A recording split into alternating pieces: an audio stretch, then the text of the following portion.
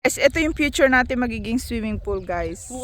So sa ngayon, empty muna siya. Pero pa summer na, wala pang tubig. Saan manggagaling ang tubig? Ang gusto ng anak ko, yung anak ko si Lorraine, manggaling pa sa supermarket sa Coles. Ang ilalagay namin tubig para mineral water. Anong gusto mo? Mineral o alkaline? Ay, yung sparkling. Sparkling water daw, day! Diba? Ganyan ka, ganito mga... Oo. So, ayan. Nagko-comment yan talagang asyendero si Thomas. So, hindi pwedeng kontrahin, guys. Yung isa dyan, okay na yan. Yung post-birthday celebration. May tinatago yan sa likod niya, guys. Oo.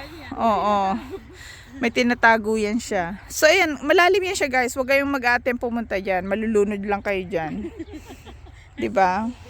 May turtle dyan before. Oo, kita niyo yung shadow ko. Sa shadow ko, maganda ang Ayun yung mga So lahat ng maabot ng inyong paningin, lupa yan ni Madam Michelle. Lupa yan ang kapitbahay ni Lupa pala ng kapitbahay ni Madam Michelle. So sorry na, guys, binabawi ko na. Ang dami doon patik ng mga ng mga horse. Anong patik? Patik is like yung wait. Guys, pwede tayo magtanim dito. Ito yung lawak ng taniman natin. Okra, yung pampinakbet, at saka chapsoy pwede dito, guys. Saka pati pang salad. Katulad ni Thomas, naguguluhan na siya kasi ang ingay-ingay natin, guys. Hi, Thomas!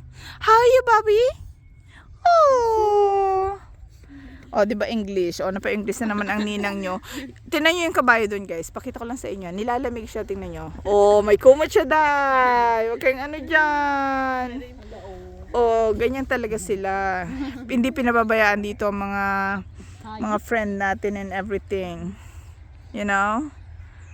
Yes, Thomas? Ayun ang gaganda ng tindig ng mga horse.